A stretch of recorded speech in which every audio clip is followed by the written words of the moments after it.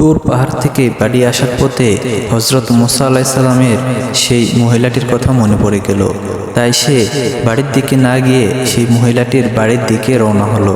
মহিলাটির বাড়িতে প্রবেশ করার পর মহিলাটি হযরত মুসা আলাইহিস সালামকে দেখে অনেকটা অবাক হয়ে গেলেন এবং বললেন, হে আল্লাহর নবী মুসা আলাইহিস সালাম, আপনি কি আল্লাহ তাআলার কাছ থেকে এই প্রশ্নের উত্তর জেনে এসেছেন? হ্যাঁ, মহান আল্লাহ তাআলা তোমার প্রশ্নের উত্তর দিয়েছেন। মহান আল্লাহ তাআলা বলেছেন, তোমার ভাগ্যে কোনো সন্তান-সন্ততি দেওয়া হয়নি, তাই এই পৃথিবীতে তোমার কোনো সন্তান হবে না। এই কথা শুনে মহিলাটির চোখ দিয়ে অশ্রু ঝরতে শুরু করলো। মহিলাটি জোরে জোরে কান্না করতে লাগলেন। অতঃপর হযরত মুসা আলাইহিস সালাম সেখান থেকে বাড়ির উদ্দেশ্যে ফিরে চলে আসলেন। এই ঘটনার কয়েকদিন পর একজন আল্লাহওয়ালা বুজুর্গ ফকির সেই মহিলাটির বাড়িতে গেল এবং বলল, বাড়িতে কেউ আছেন? আমি একজন ফকির, অনেকদিন যাবৎ কিছু খাইনি, আমার অনেক ক্ষুধা পেয়েছে, দয়া করে আল্লাহর ওয়াস্তে আমাকে কিছু খাবার দান করুন, নিশ্চয় আল্লাহ তাআলা আপনার নিয়ত পূরণ করবে। অতঃপর মহিলাটি সেই ফকিরকে ঘরে আসতে দিল এবং সেই ফকিরকে 4টি রুটি খেতে দিল। তারপর মহিলাটি বলল, আপনি তো আল্লাহওয়ালা একজন ফকির, আপনি কি আমার জন্য আল্লাহর কাছে দোয়া করবেন? আল্লাহ তাআলা আমাকে কোনো সন্তান সন্ততি দান করেননি, আল্লাহ তাআলা যাতে আমাকে সন্তান সন্ততি দান করেন, সেই জন্য আমার জন্য একটু দোয়া করবেন। অতঃপর ফকিরটি রুটি খাওয়ার পর দোয়া করে সেখান থেকে চলে গেল। এই ঘটনার পর কয়েক বছর হয়ে গেল।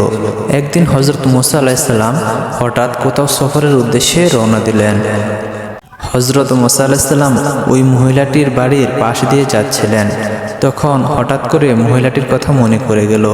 তখন হযরত মুসা আলাইহিস সালাম মহিলাটির বাড়িতে প্রবেশ করলেন এবং দেখলেন মহিলাটি একটি বাচ্চা নিয়ে খেলা করতেছে। মহিলাটি তখন হযরত মুসা আলাইহিস সালামকে দেখে সামনের দিকে এগিয়ে আসলেন এবং মুসা আলাইহিস সালামকে বললেন, হে আল্লাহর নবী মুসা, আপনি তো বলেছিলেন যে আল্লাহ তাআলা আমাকে কোনো সন্তান দান করবে না, আমার ভাগ্যে কোনো সন্তান লেখা হয়নি, কিন্তু আল্লাহ তাআলা তো আমাকে একটা সন্তান দান করেছে।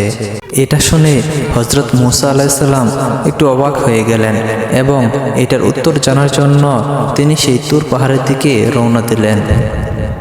এরপর তুর পাহাড়ে গিয়ে হযরত মুসা আলাইহিস সালাম আল্লাহ তাআলাকে জিজ্ঞেস করলেন, হে মহান রব্বুল আলামিন, আপনি তো বলেছিলেন ওই মহিলাটির ভাগ্যে কোনো সন্তান দেওয়া হয়নি, ওই মহিলাটির কোনো সন্তান হবে না, কিন্তু আজকে আসার সময় দেখলাম সেই মহিলাটির সন্তান হয়েছে এবং সেই সন্তান নিয়ে হাসি মুখে খেলাধুলা করছে। এই ব্যাপারটি আমি বুঝতে পারিনি। তখন মহান আল্লাহ তাআলা এই গায়বী আওয়াজের মাধ্যমে হযরত মুসা আলাইহিস সালামকে বললেন, হে মুসা, তুমি এর উত্তর জানতে চাও? তাহলে একটি থালায় মানুষের মাংস নিয়ে আসো, তারপর তুমি এর উত্তর জানতে পারবে। তখন হযরত মুসা আলাইহিস সালাম আল্লাহর এই হুকুম পাওয়ার পর একটি থালা এবং ছুরি নিয়ে এসে সমস্ত মানুষের কাছে এসে বলল, হে আমার ভাইয়েরা, মহান আল্লাহ তাআলা বলেছেন একটি থালায় মানুষের মাংস নিয়ে যেতে, তোমরা কি কেউ দেবে এই তোমাদের শরীরের মাংস? কিন্তু হযরত মুসা আলাইহিস সালামের কথায় কেউ রাজি হলো না। তখন সবাই সেখান থেকে চলে গেল। তারপর হযরত মুসা আলাইহিস সালাম চিন্তায় এবং পেরেশানিতে এদিক ওদিক ঘুরছিল। হযরত মুসা আলাইহিস সালাম যখন মানুষের মাংস না পেয়ে বাড়ির দিকে ফিরে যাচ্ছিলেন, তখন একজন বুজুর্গ ফকির পিছন থেকে তাকে ডেকে বলল, হে আল্লাহর নবী মুসা, তোমার কি হয়েছে? তোমাকে এত চিন্তিত এবং পেরেশানি দেখাচ্ছে কেন? তখন হযরত মুসা আলাইহিস সালাম সেই ফকিরকে বলল, মহান রব্বুল আলামিন আমাকে মানুষের মাংস নিয়ে যেতে বলেছে, কিন্তু কোনো মানুষই তার নিজের শরীরের মাংস কেটে দিতে রাজি হলো না, বরং সবাই মুখ ফিরিয়ে চলে গেল।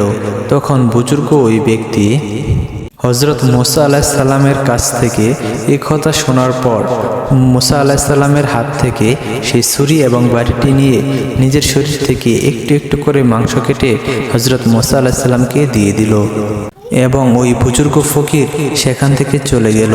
এটা দেখে হযরত মুসা আলাইহিস সালাম অনেকটা অবাক হয়ে গেলেন।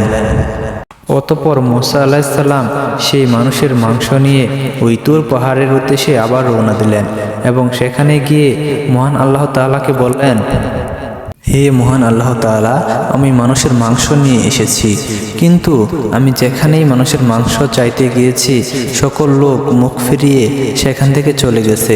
কিন্তু একজন বুজুর্গ ব্যক্তি এই কথা শোনার সাথে সাথে তার শরীরের মাংস কেটে দিয়ে দিল।